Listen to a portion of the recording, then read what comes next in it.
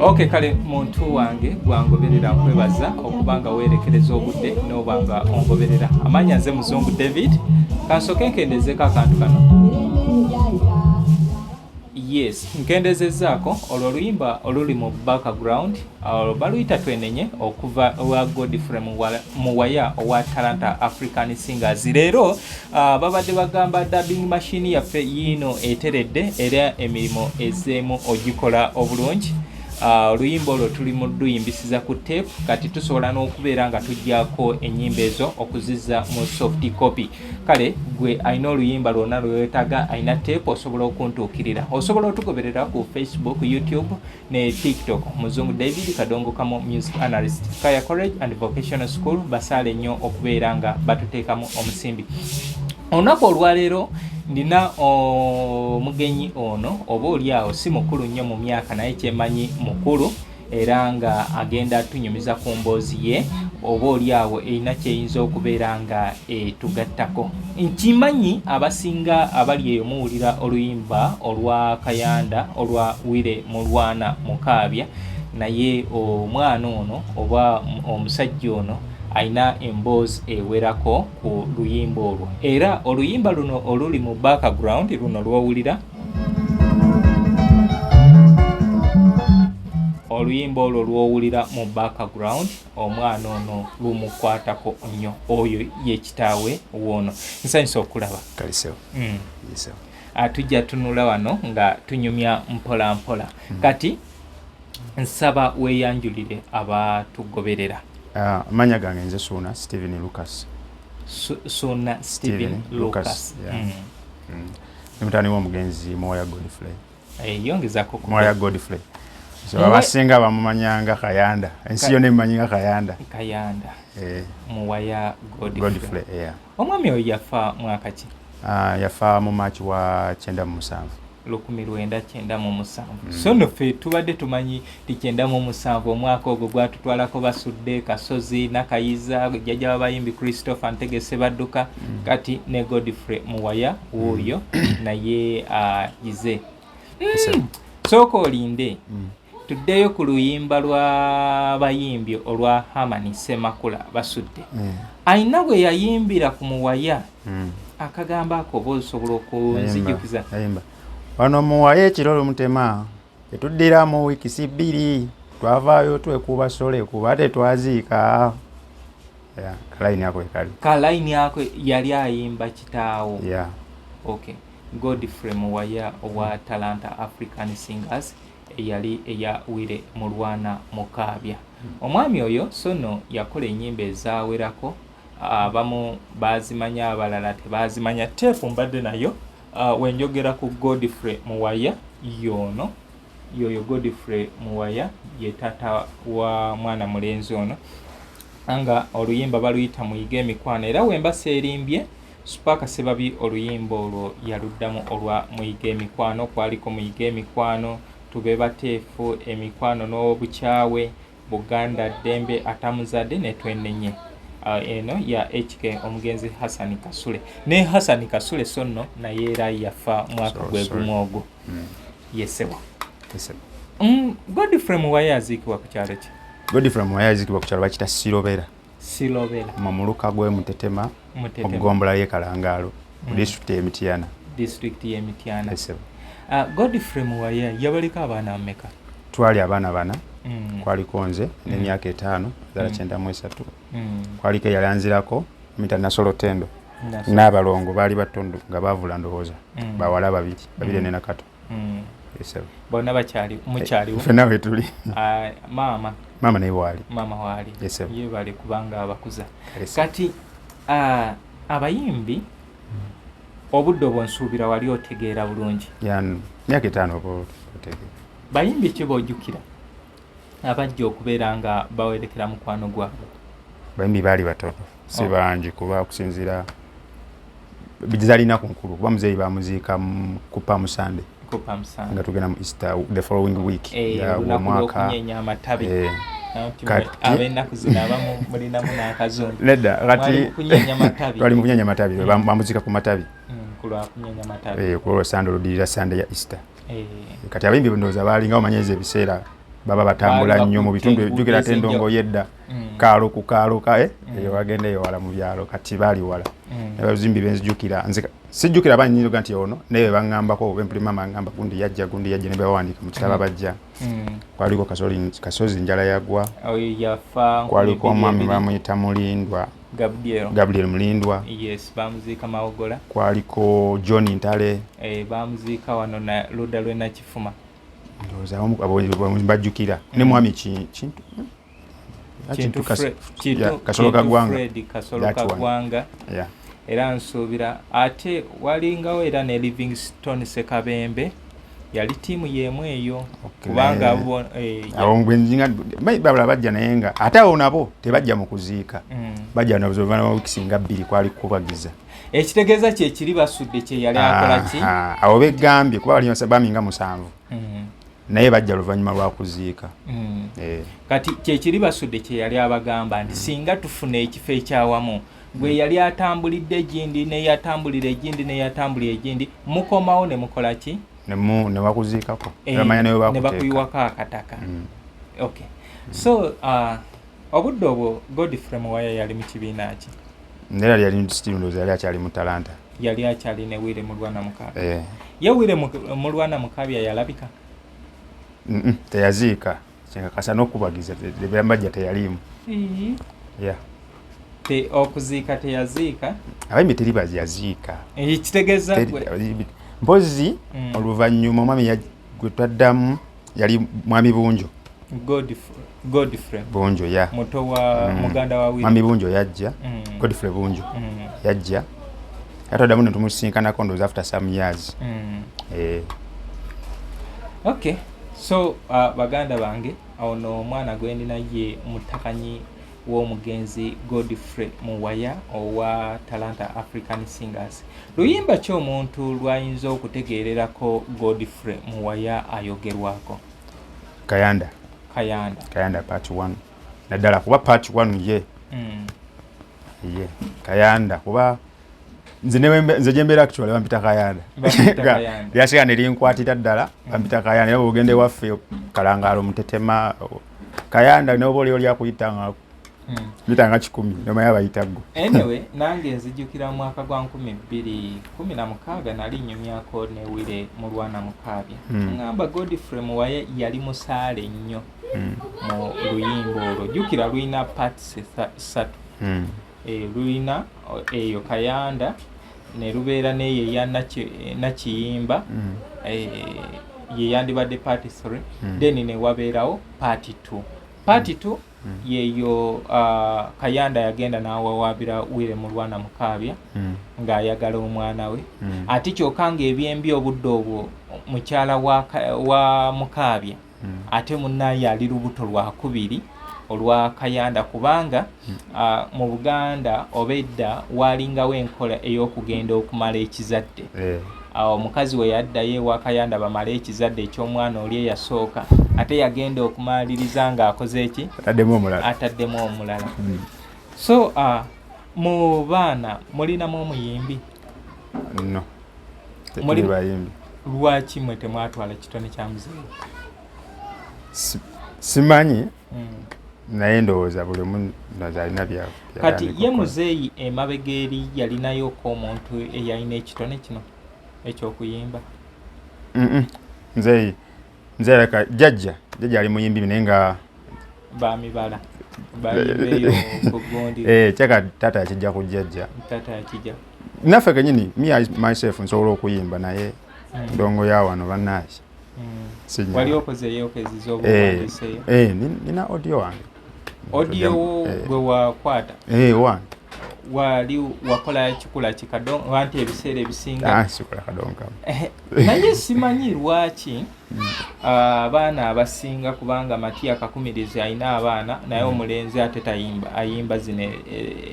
ezaabaliko abatontomu obutontomi then Muzeidani Mugula naye alinayo naye tayimba ate bino kati wogenda ani omulala Geoffrey Mukungu Malayika alinayo Magala tayimba bino Lusiba Kato owa Ssaalongo Kiwanuka Fiina era naye tayimba bino Kafeero Swazi ate tayimba bya ekitaawe kiva kuki ate olaba sikaluubirizibwa obala namba abantu abasera kati saawa zino okujjako abagezi ba Kadongokamu era busanga muvubuka nga ayagala Kadongokamu omanyeko bamwagala nnyo kwe yakulira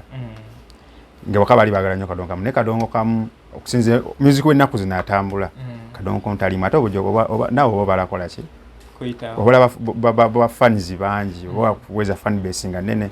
kati Kadongokamu music mulungi naye kwegamba mu kaseera mu nsi kati gye tulimu atambula kitono naye nze nsuubira nti kubanga enkya n'eggulo nze onsanze otya ndi mukadde nnyo toli naye kyevugambye nti nno batono naye nze population eyo mumugirabirawa mulabirawa nze kubanga nfunye omukisa ngenda mu bivulu ebyenjawulo naye kizibu nnyo okusangayo ow'emyaka 6 abaana myaka 2 myaka 3 myaka 10 na kintu basanga mu bivulu Kadongokamu music mulungi nga bwe nkigambye mulungi era yasinga kuba ndowooza ye country wa naye abantu Kadongokamu n'oluusi n'omuntu oba ne style gy'osobola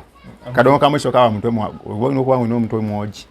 nnyo ayinza okukola okunoonyeza okumala kuba oyimba ku byolaba byennyini byomaze okuexperiencinga ng'omuntu so oyitawo okuba nga oli focused nnyo okuyimba Kadongokamu era abasajja balina emitwe myogi kati mwe ekitone kya muzeeyi kye yakola kubanga ennyimba ezo sofa kati zino yaleka entambi ziringa 2 luno muyiga emikwano n'olutambi olulala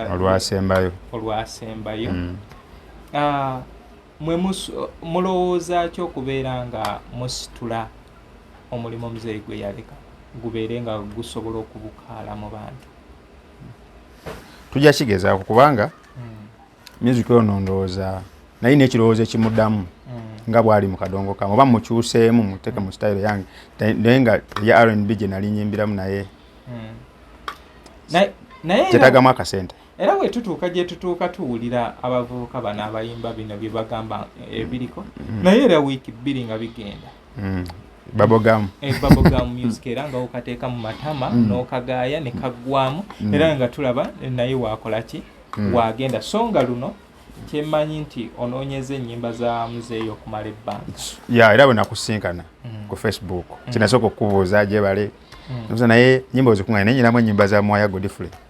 kwegamba nzibu za kuzuula era wetaaga omuntu ng'ayowa kati nga gwe omulimu gw'okola gwa maanyi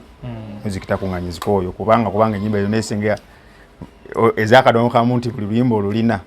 ezisinga obungi si kyangu kino ngenda kibuuza gwe abaana b'abayimbi bangi bagamba nti ffe tufunye mu mirimu gy'abakitamu okkiriziganya nakyo oba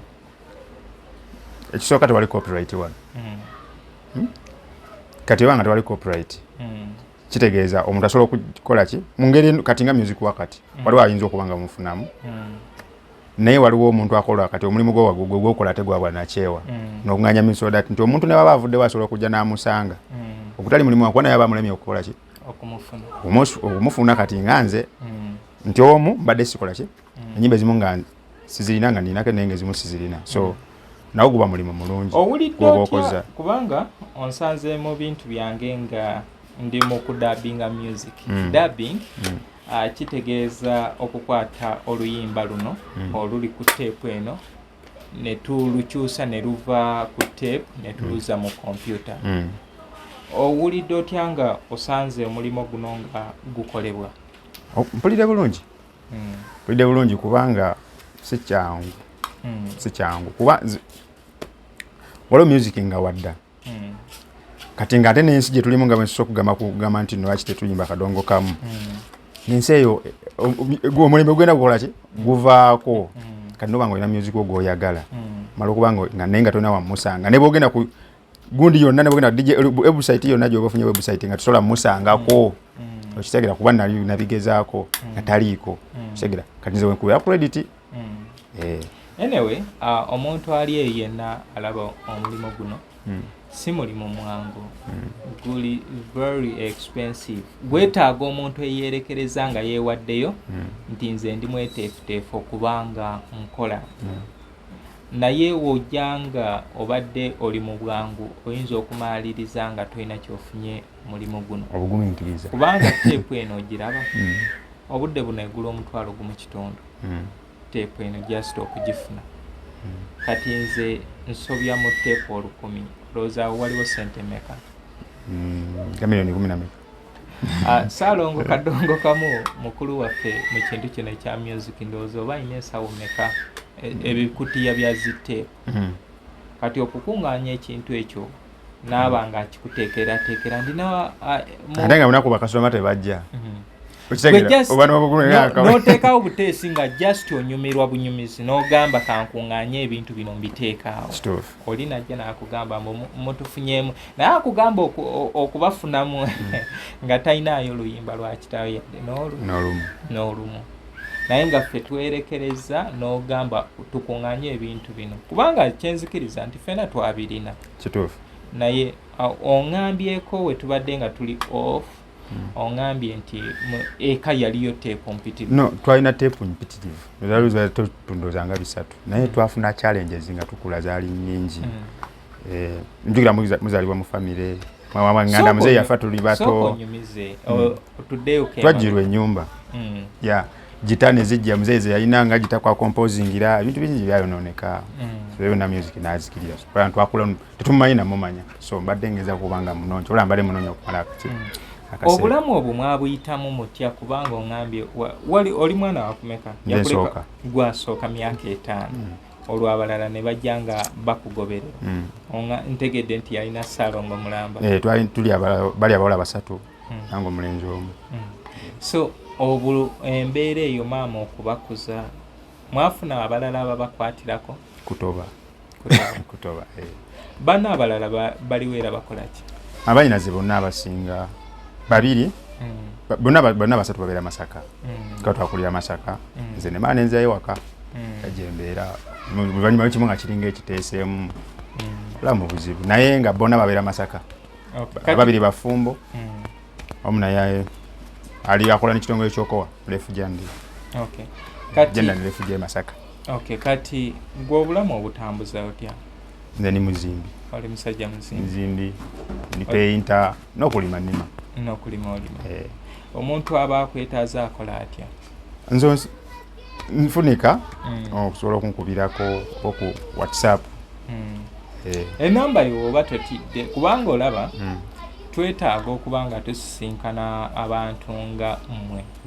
abaana b'abantu oba abagenzi abo okubakuŋŋaanya tudda awamu tubalabeko ekyo kye kimu ekikyakaluubiriza abantu abali mu kisaawe kino abagamba nti bakulembeze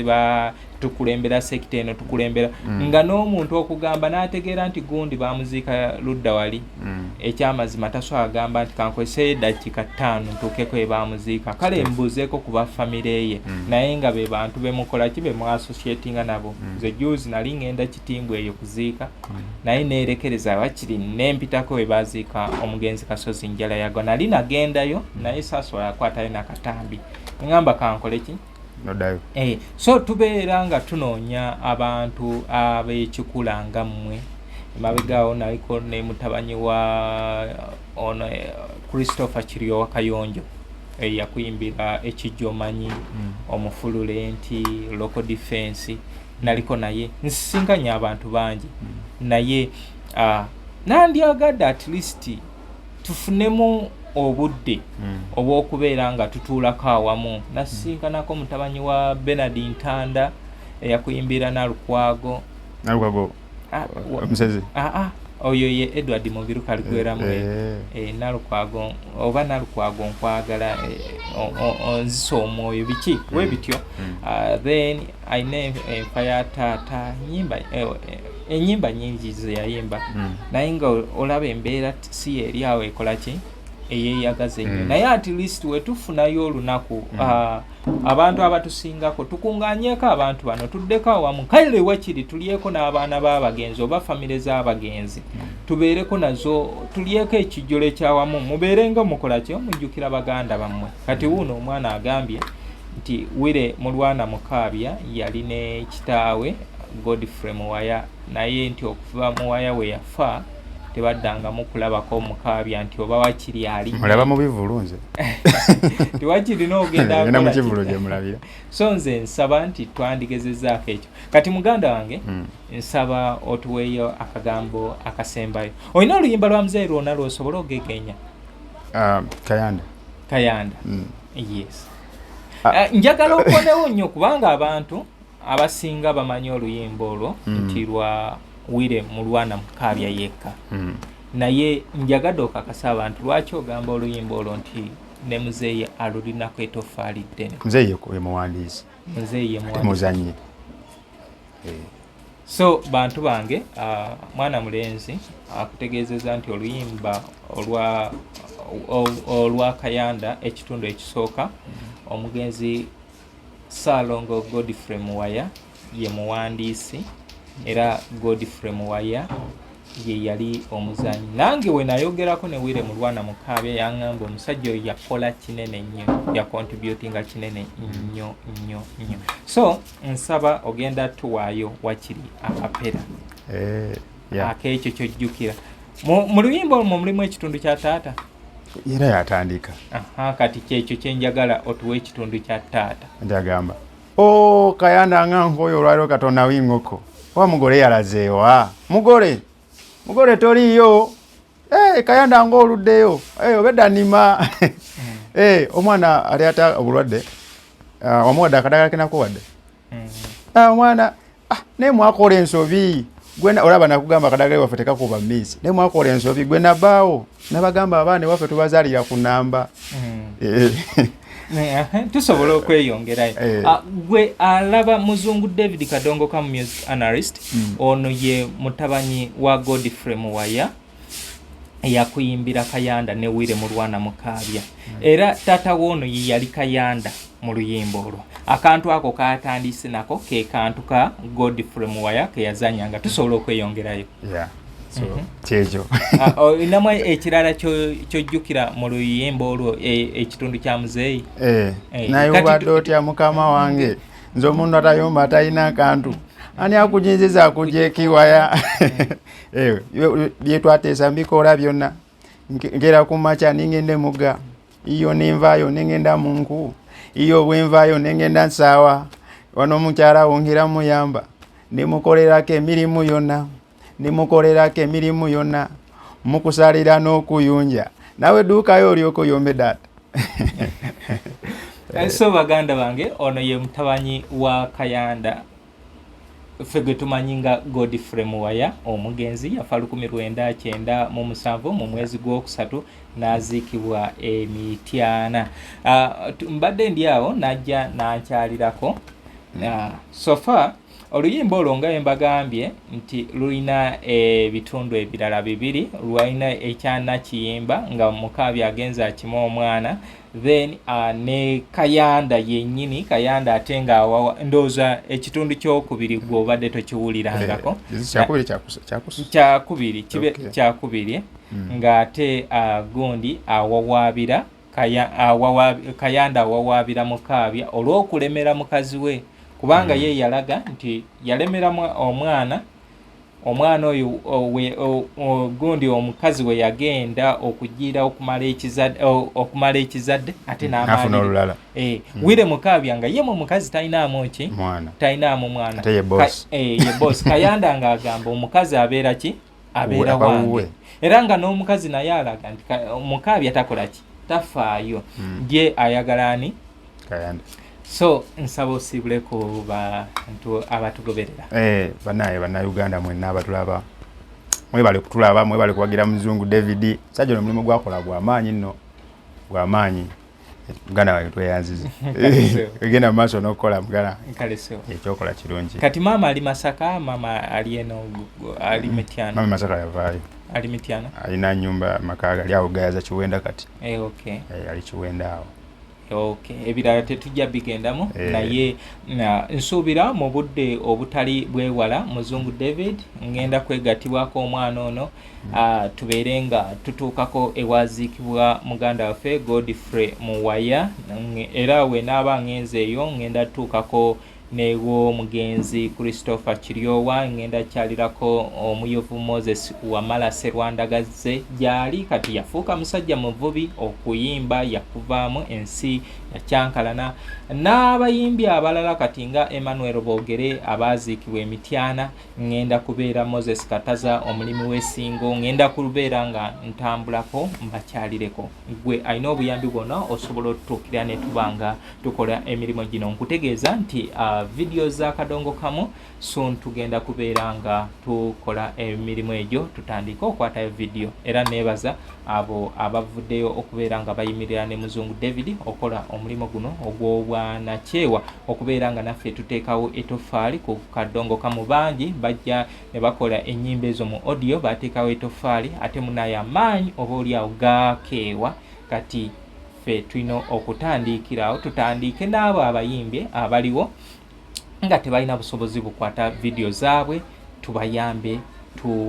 batunuze mu kamera bakwate video batulekere ebyo ate bano abagenda bamugonza bamuwaya baani tufune abantu abasobola okuzanya ennyimba gwe asobola okusponsoringa project eno osobola okuntuukirira ku namba zange 0700360045 ndi ku Facebook, YouTube, TikTok ne WhatsApp enamba eyo konna eyitako kale nkusaba ontuukirire tubeere nga tukola omulimu ogwo Lord Fred Sebata sofa ennyimba eza kabeera nga zitegeerekeka bawasembaga oluyimba olwo kubanga lukwatibwa video cutters of omulangira Kanapia Owomalu ne banja ly'omwana ye agambye ezo ennyimba nzize njagala ndi ready okubeera nga nsobola oteekamu ekisoboka ennyimba ezo zikolebwa Ekikaya College and Vocational School mwebale nnyo mwebalire ddala oluyimba lwa Saasira olwa Celeste Kasule oluyimba lwa Nabiryo William Kibuuka n'oluyimba Mere Zinsanze olwa Sauda Batenda Nakakaawa nti bazeetaaga babeere nga bazikwata video cut so bwe tutyo bwe tugezaako naffe tubeereko n'ekyo kye tuleka tuleme kufaanana ng'abalala nti yasobola okiryamu naye nga talina kyakitaddemu nze muzungu David Kadongokamu music analyst